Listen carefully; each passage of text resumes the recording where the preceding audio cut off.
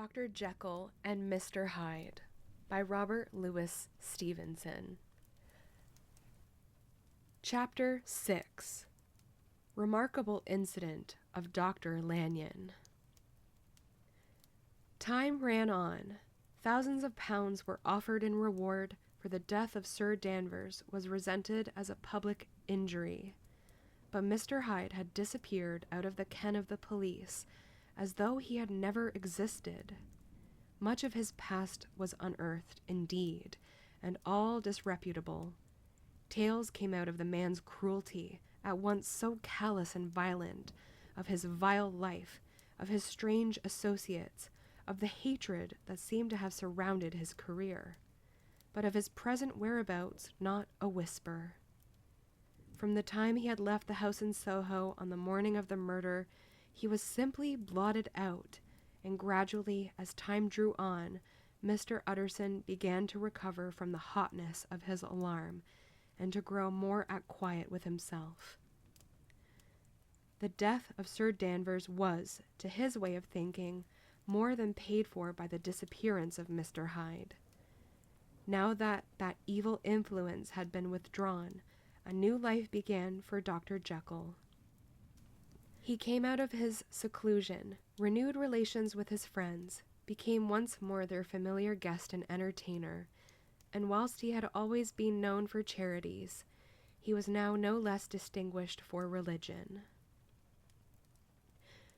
He was busy. He was much in the open air. He did good. His face seemed to open and brighten as if with an inward consciousness of service, and for more than 2 months the doctor was at peace. On the 8th of January, Utterson had dined at the doctor's with a small party. Lanyon had been there, and the face of the host had looked from one to the other as in the old days when the trio were inseparable friends. On the 12th, and again on the 14th, the door was shut against the lawyer. The doctor was confined to the house, Poole said, and saw no one. On the 15th he tried again, and was again refused, and having now been used for the last 2 months to see his friend almost daily, he found this return of solitude to weigh upon his spirits. The 5th night he had in guest to dine with him, and the 6th he betook himself to Dr. Lanyon's. There at least he was not denied admittance, but when he came in, he was shocked at the change which had taken place in the doctor's appearance. He had his death warrant written legibly upon his face. The rosy man had grown pale. His flesh had fallen away. He was visibly balder and older. And yet it was not so much these tokens of a swift physical decay that arrested the lawyer's notice, as a look in the eye and quality of manner that seemed to testify to some deep-seated terror of the mind. It was unlikely that the doctor should fear death, and yet that was what Utterson was tempted to suspect. Yes, he thought, he is a doctor. He must know his own state, and that his days are counted, and the knowledge is more than he can bear. And yet when Utterson remarked on his ill looks, it was with an air of great firmness that Lanyon declared himself a doomed man. "I have had a shock," he said, "and I shall never recover. It is a question of weeks. Well, life has been pleasant. I liked it. Yes, sir, I used to like it. I sometimes think if we knew all, we should be more glad to get away." "Jekyll is ill too," observed Utterson. "Have you seen him?" But Lanyon's face changed, and he held up a trembling hand. "I wish to see or hear no more of Dr. Jekyll," he said in a loud, unsteady voice. "I am quite done with that person, and I beg that you will spare me any allusion to one whom I regard as dead." "Tut, tut," said Mr. Utterson, and then after a considerable pause, "Can't I do anything?" he inquired. "We are 3 very old friends, Lanyon. We shall not live to make others." "Nothing can be done," returned Lanyon. "Ask himself." "He will not see me," said the lawyer. "I am not surprised at that," was the reply. Some day, Utterson, after I am dead, you may perhaps come to learn the right and wrong of this. I cannot tell you, and in the meantime, if you can sit and talk with me of other things, for God's sake, stay and do so. But if you cannot keep clear of this accursed topic, then, in God's name, go, for I cannot bear it. As soon as he got home, Utterson sat down and wrote to Jekyll, complaining of his exclusion from the house, and asking the cause of this unhappy break with Lanyon, and the next day brought him a long answer, often very pathetically worded, and sometimes darkly mysterious in drift. The quarrel with Lanyon was incurable. I do not blame our old friend, Jekyll wrote, but I shall his view that we must never meet. I mean from henceforth to lead a life of extreme seclusion. You must not be surprised, nor must you doubt my friendship, if my door is often shut even to you. You must suffer me to go my own dark way. I have brought on myself a punishment and a danger that I cannot name. If I am the chief of sinners, I am the chief of sufferers also. I could not think that this earth contained a place for sufferings and terrors so unmanning. And you can do but one thing, Utterson, to lighten this destiny, and that is to respect my silence. Utterson was amazed. The dark influence of Hyde had been withdrawn. The doctor had returned to his old tasks and amities. A week ago, the prospect had smiled with every promise of a cheerful and honored age, and now in a moment, friendship and peace of mind and the whole tenor of his life were wrecked. So great and unprepared a change pointed to madness, but in view of Lanyon's manner and words, there must lie for it some deeper ground.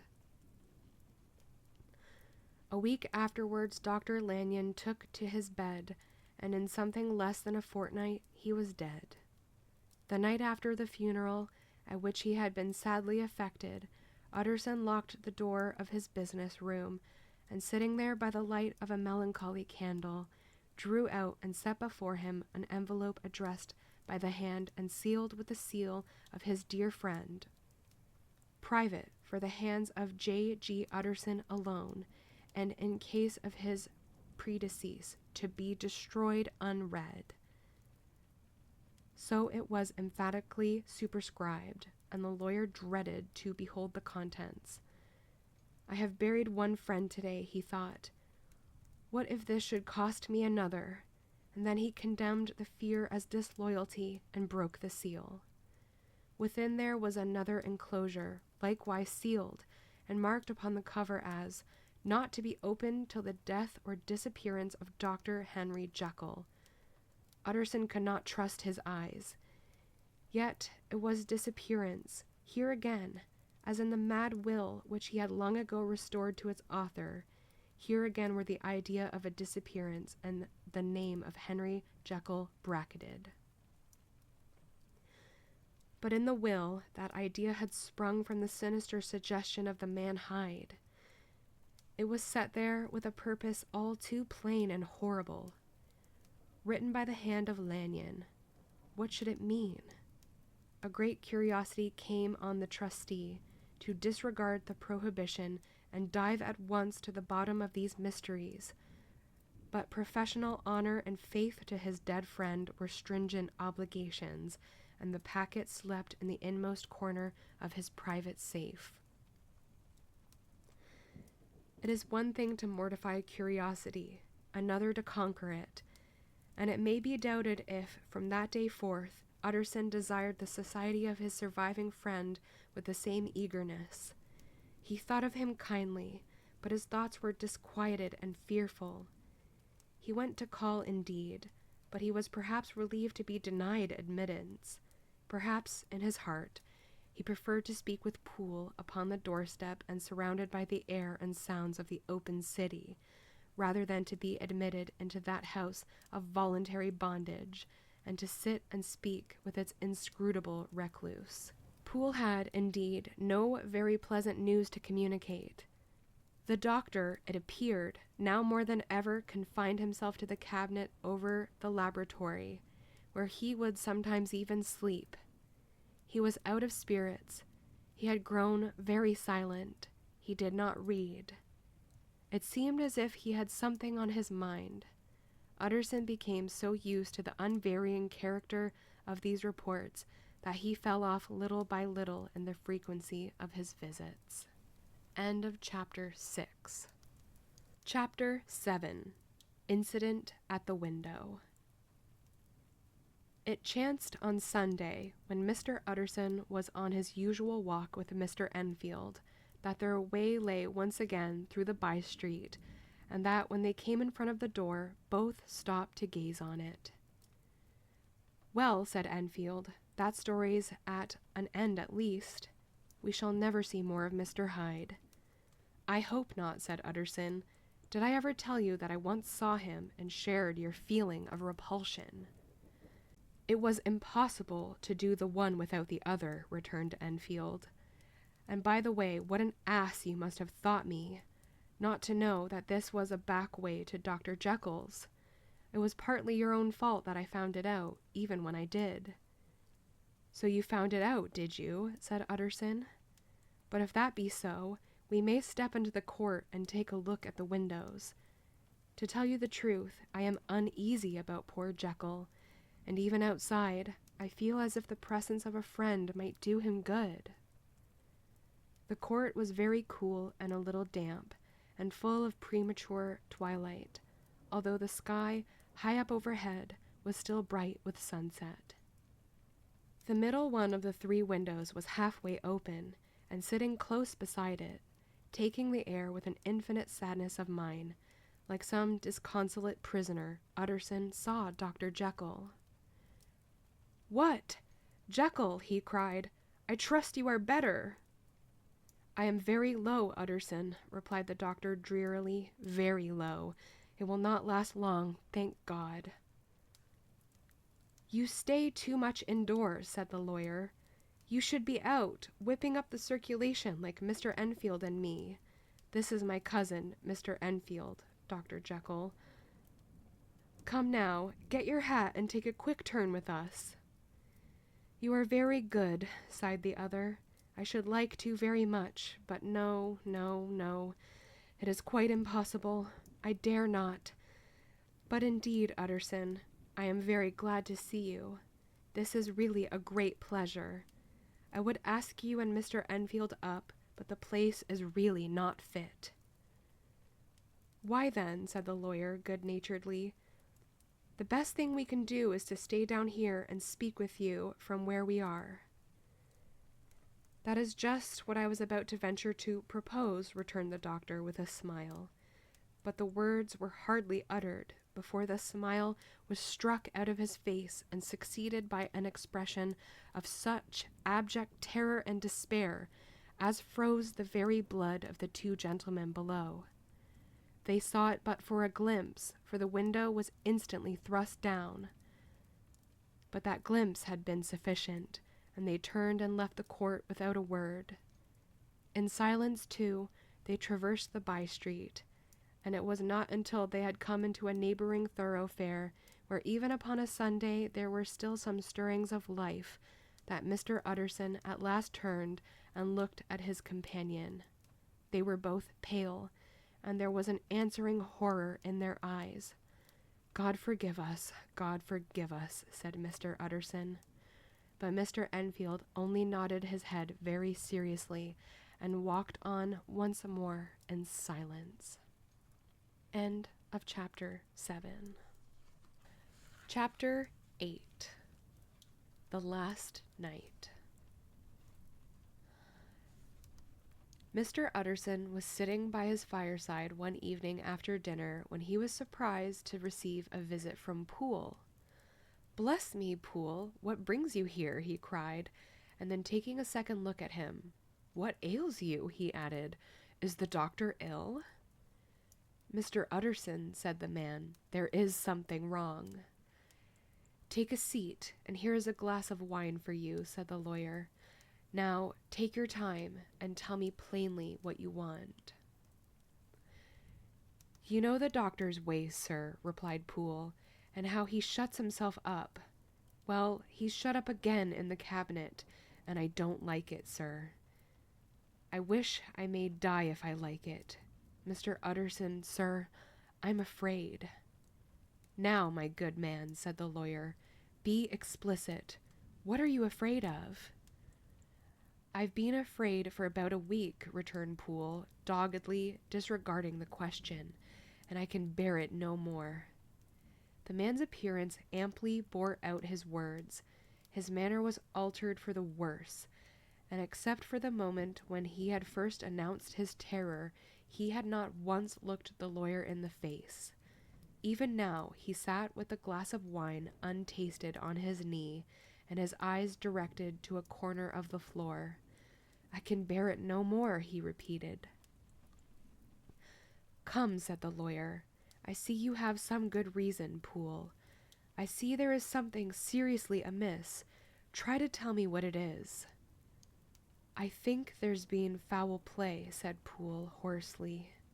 "Foul play!" cried the lawyer, a good deal frightened and rather inclined to be irritated in consequence. "What foul play? What does the man mean?" "I daren't say, sir," was the answer, "but will you come along with me and see for yourself?" Mr. Utterson's only answer was to rise and get his hat and greatcoat, but he observed with wonder the greatness of the relief that appeared upon the butler's face, and perhaps with no less that the wine was still untasted when he set it down to follow. It was a wild, cold, seasonable night of March, with a pale moon, lying on her back as though the wind had tilted her, and a flying wrack of the most diaphanous and lawny texture. The wind made talking difficult, and flecked the blood into the face. It seemed to have swept the streets unusually bare of passengers. Besides, for Mr. Utterson thought he had never seen that part of London so deserted. He could have wished it otherwise. Never in his life had he been conscious of so sharp a wish to see and touch his fellow creatures, for struggle as he might, there was borne in upon his mind a crushing anticipation of calamity.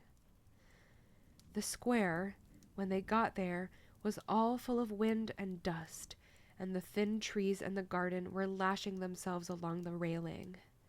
Poole, who had kept all the way a pace or two ahead, now pulled up in the middle of the pavement, and in spite of the biting weather, took off his hat and mopped his brow with a red pocket handkerchief. But for all the hurry of his coming, these were not the dews of exertion that he wiped away, but the moisture of some strangling anguish, for his face was white, and his voice, when he spoke, harsh and broken. "Well, sir," he said, "here we are, and God grant there be nothing wrong." "Amen, Poole," said the lawyer. Thereupon the servant knocked in a very guarded manner. The door was opened on the chain, and a voice asked from within, "Is that you, Poole?" "It's all right," said Poole. "Open the door." The hall, when they entered it, was brightly lighted up. The fire was built high, and about the hearth the whole of the servants, men and women, stood huddled together like a flock of sheep. At the sight of Mr. Utterson, the housemaid broke into hysterical whimpering, and the cook, crying out, "Bless God, it's Mr. Utterson," ran forward as if to take him in her arms. What? Are you all here?" said the lawyer peevishly. "Very irregular, very unseemly. Your master would be far from pleased." "They're all afraid," said Poole. Blank silence followed, no one protesting. Only the maid lifted up her voice and now wept loudly. "Hold your tongue," Poole said to her, with a ferocity of accent that testified to his own jangled nerves, and indeed, when the girl had so suddenly raised the note of her lamentation, they had all started and turned towards the inner door with faces of dreadful expectation. "And now," continued the butler, addressing the knife boy, "reach me a candle, and we'll get this through hands at once. and then he begged Mr. Utterson to follow him, and led the way to the back garden. "Now, sir," said he, "you come as gently as you can. I want you to hear, and I don't want you to be heard. And see here, sir, if by any chance he was to ask you in, don't go." Mr. Utterson's nerves, at this unlooked-for termination, gave a jerk that nearly threw him from his balance. But he recollected his courage and followed the butler into the laboratory building and through the surgical theater, with its lumber of crates and bottles, to the foot of the stair. Here Poole motioned him to stand on one side and listen, while he himself, setting down the candle and making a great and obvious call on his resolution, mounted the steps and knocked with a somewhat uncertain hand on the red baize of the cabinet door. "Mr. Utterson, sir, asking to see you," he called, and even as he did so, once more violently signed to the lawyer to give ear. A voice answered from within. "Tell him I cannot see anyone," it said complainingly. "Thank you, sir," said Poole, with a note of something like triumph in his voice, and taking up his candle, he led Mr. Utterson back across the yard and into the great kitchen, where the fire was out and the beetles were leaping on the floor. "Sir," he said, looking Mr. Utterson in the eyes, "was that my master's voice?" "It seems much changed," replied the lawyer, very pale, but giving look for look. "Changed? Well, yes, I think so," said the butler. "Have I been 20 years in this man's house to be deceived about his voice? No, sir. Master's made away with. He was made away with 8 days ago, when we heard him cry out upon the name of God, and who's in there instead of him, and why it stays there is a thing that cries to heaven, Mr. Utterson." "This is a very strange tale, Poole." "This is rather a wild tale, my man," said Mr. Utterson, biting his finger. "Suppose it were as you suppose. Supposing Dr. Jekyll to have been, well, murdered, what could induce the murderer to stay? That won't hold water. It doesn't commend itself to reason." "Well, Mr. Utterson, you are a hard man to satisfy, but I'll do it yet," said Poole. "All this week you must know him or it, or whatever it is that lives in that cabinet, has been crying night and day for some sort of medicine and cannot get it to his mind. It was sometimes his way, the master's that is, to write his orders on a sheet of paper and throw it on the stair. We've had nothing else this week back, nothing but papers and a closed door, and the very meals left there to be smuggled in when nobody was looking.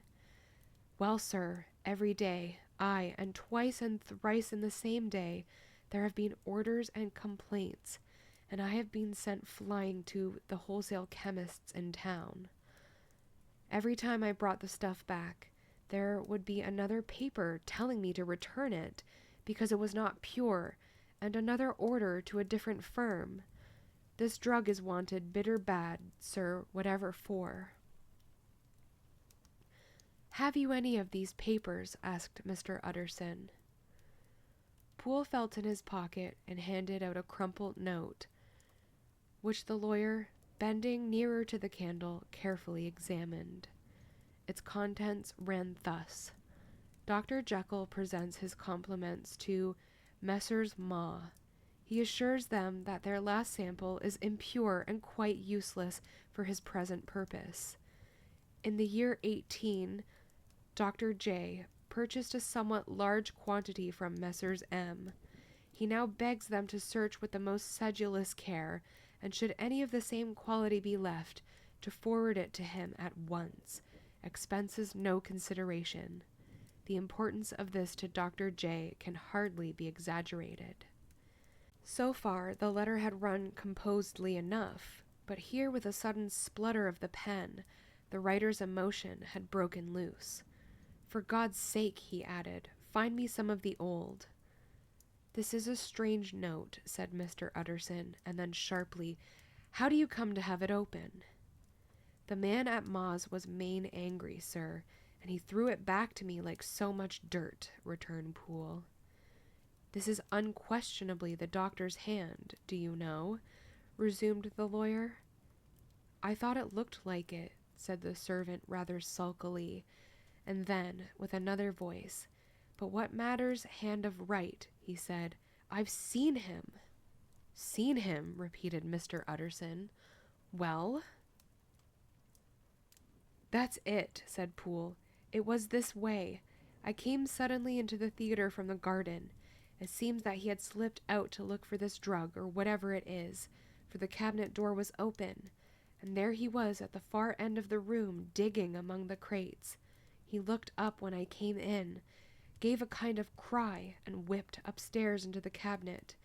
It was but for 1 minute that I saw him, but the hair stood up upon my head like quills. Sir, if that was my master, why had he a mask upon his face? If it was my master, why did he cry out like a rat and run from me? I have served him long enough. And then—" The man paused and passed his hand over his face. "These are all very strange circumstances," said Mr. Utterson, "but I think I begin to see daylight.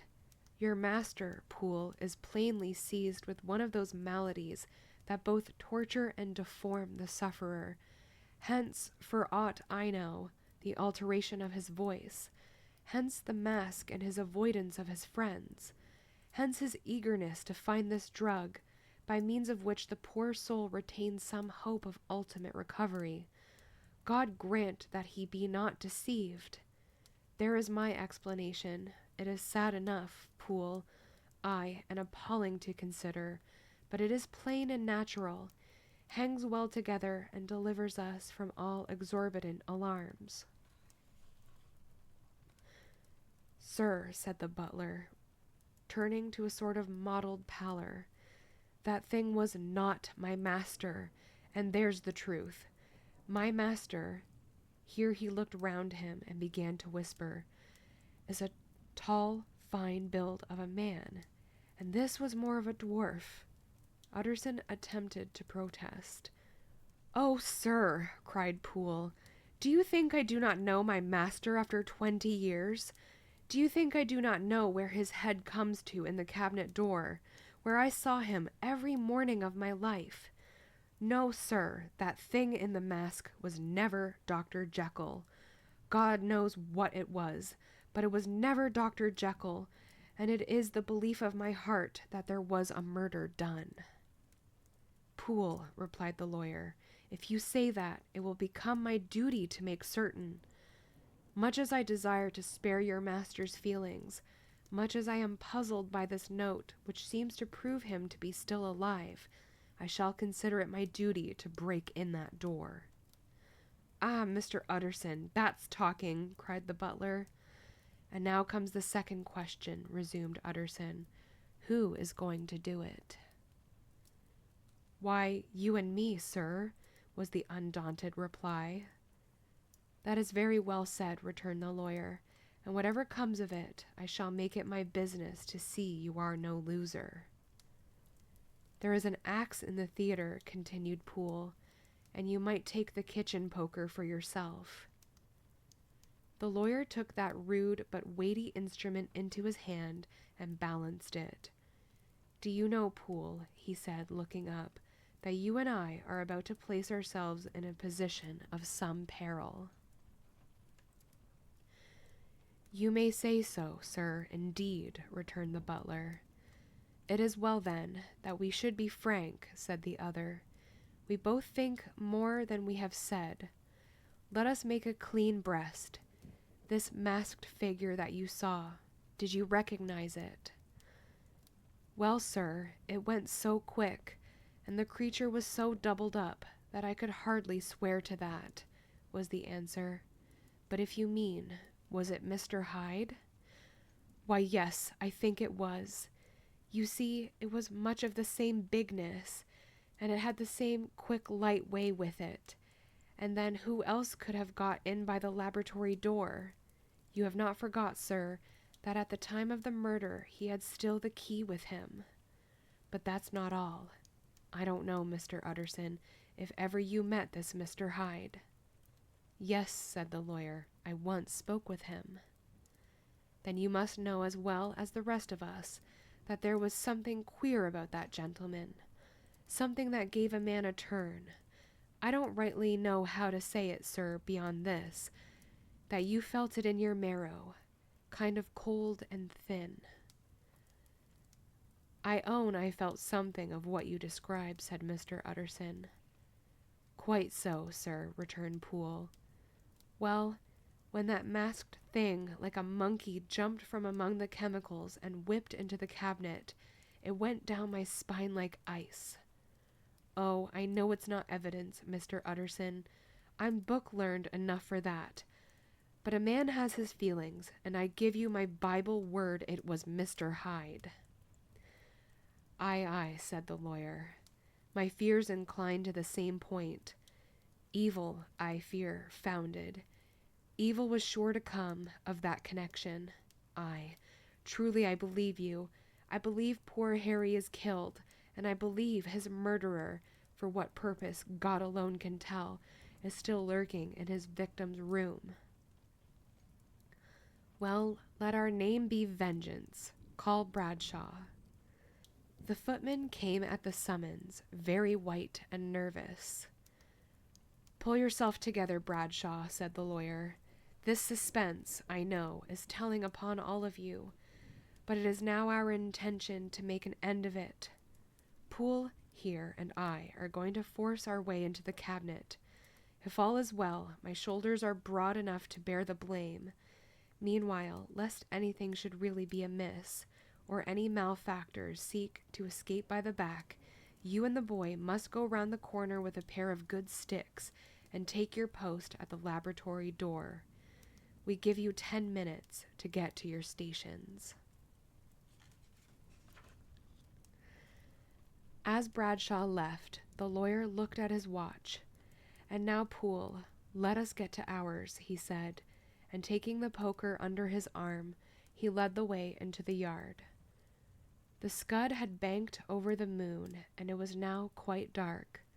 The wind, which only broke in puffs and draughts into that deep well of building, tossed the light of the candle to and fro about their steps until they came into the shelter of the theatre, where they sat down silently to wait. London hummed solemnly all around, but nearer at hand the stillness was only broken by the sound of a footfall moving to and fro along the cabinet floor. So it will walk all day, sir, whispered Poole. Aye, and the better part of the night. Only when a new sample comes from the chemist there's a bit of a break. Ah, it's an ill conscience. That's such an enemy to rest. Ah, sir, there's blood foully shed in every step of it. But hark again, a little closer. Put your heart in your ears, Mr. Utterson, and tell me, is that the doctor's foot? The steps fell lightly and oddly, with a certain swing, for all they went so slowly. It was different indeed from the heavy creaking tread of Henry Jekyll. Utterson sighed. Is there never anything else? He asked. Poole nodded. Once, he said, once I heard it weeping. Weeping? How that? Said the lawyer, conscious of a sudden chill of horror. Weeping like a woman or a lost soul, said the butler. I came away with that upon my heart, and I could have wept too. But now the 10 minutes drew to an end. Poole disinterred the axe from under a stack of packing straw. The candle was set upon the nearest table to light them to the attack, and they drew near with bated breath to where that patient foot was still going up and down, in the quiet of the night. Jekyll, cried Utterson with a loud voice, I demand to see you. He paused a moment, but there came no reply. I give you fair warning. Our suspicions are aroused, and I must and shall see you," he resumed. "If not by fair means, then by foul. If not of your consent, then by brute force." "Utterson," said the voice, "for God's sake have mercy." "Ah, that's not Jekyll's voice, it's Hyde's," cried Utterson. "Down with the door, Poole." Poole swung the axe over his shoulder. The blow shook the building, and the red baize door leaped against the lock and hinges. A dismal screech, as of mere animal terror, rang from the cabinet. He went the axe again, and again the panels crashed and the flame bounded. 4 times the blow fell, but the wood was tough, and the fittings were of excellent workmanship, and it was not until the 5th that the lock burst in sunder and the wreck of the door fell inwards on the carpet. The besiegers, appalled by their own riot and the stillness that had succeeded, stood back a little and peered in. There lay the cabinet before their eyes in the quiet lamplight, a good fire glowing and chattering on the hearth, the kettle singing its thin strain, a drawer or two open, papers neatly set forth on the business table, and nearer the fire the things laid out for tea. The quietest room, you would have said, and but for the glazed presses full of chemicals, the most commonplace that night in London. Right in the midst there lay the body of a man sorely contorted and still twitching. They drew near on tiptoe, turned it on its back, and beheld the face of Edward Hyde. He was dressed in clothes far too large for him, clothes of the doctor's bigness. The cords of his face still moved with a semblance of life, but life was quite gone, and by the crushed phial in the hand, and the strong smell of kernels that hung upon the air, Utterson knew that he was looking on the body of a self-destroyer. "We have come too late," he said sternly, "whether to save or punish. Hyde is gone to his account, and it only remains for us to find the body of your master."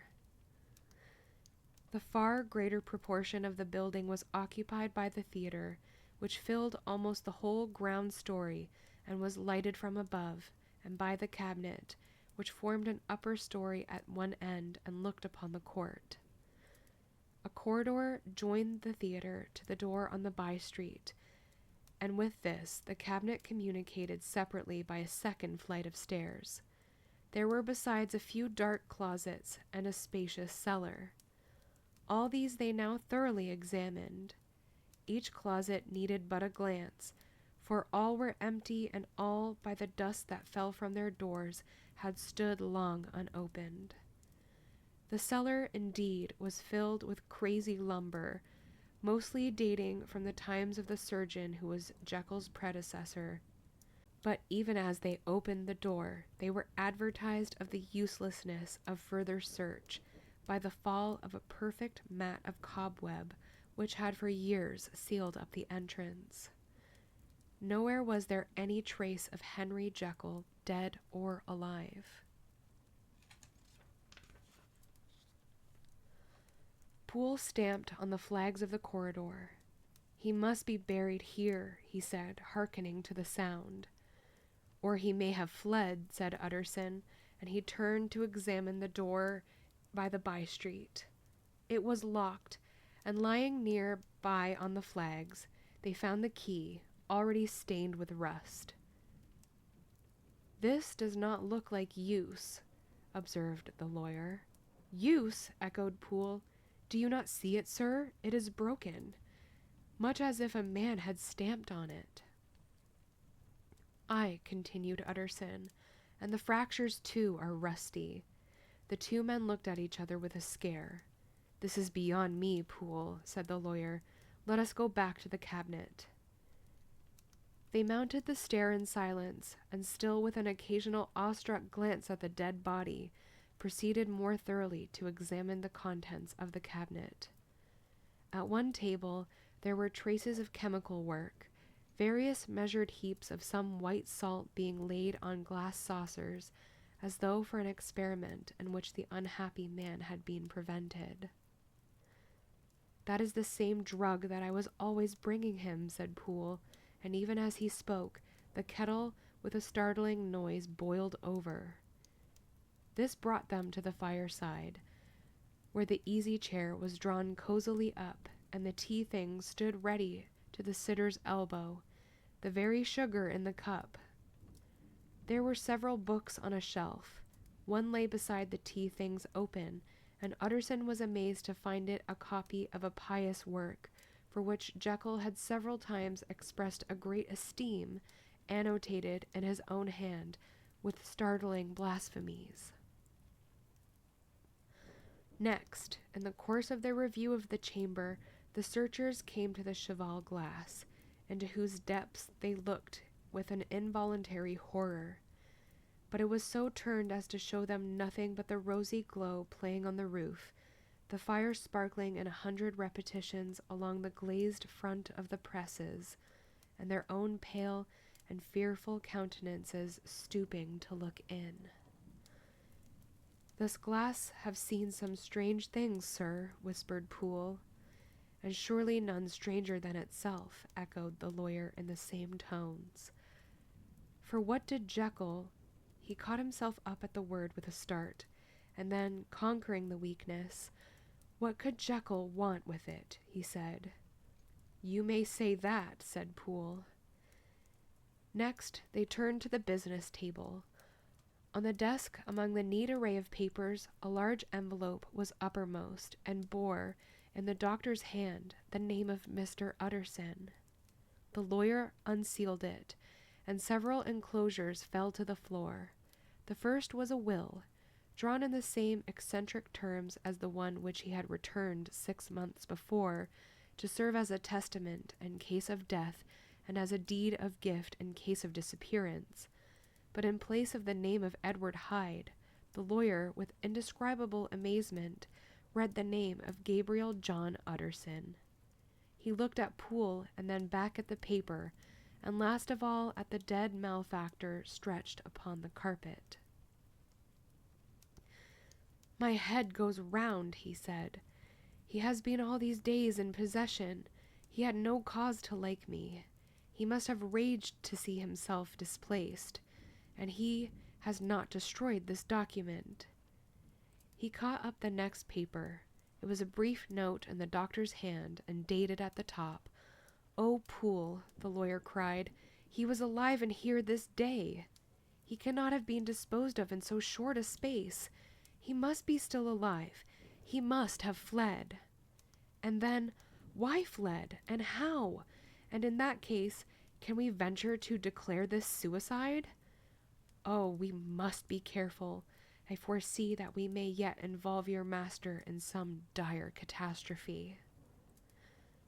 "Why don't you read it, sir?" asked Poole. "Because I fear," replied the lawyer solemnly. "God grant I have no cause for it."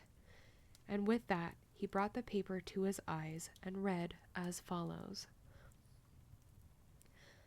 "My dear Utterson, when this shall fall into your hands, I shall have disappeared, under what circumstances I have not the penetration to foresee, but my instinct and all the circumstances of my nameless situation tell me that the end is sure and must be early.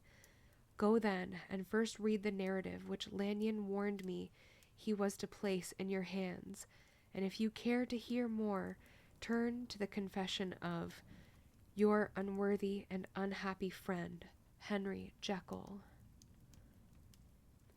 "There was a third enclosure?" asked Utterson. "Here, sir," said Poole, and gave into his hands a considerable packet, sealed in several places. The lawyer put it in his pocket. "I would say nothing of this paper. If your master has fled, or is dead, we may at least save his credit. It is now 10. I must go home and read these documents in quiet, but I shall be back before midnight, when we shall send for the police." They went out, locking the door of the theater behind them, and Utterson, once more leaving the servants gathered about the fire in the hall, trudged back to his office to read the 2 narratives in which this mystery was now to be explained. End of chapter 8.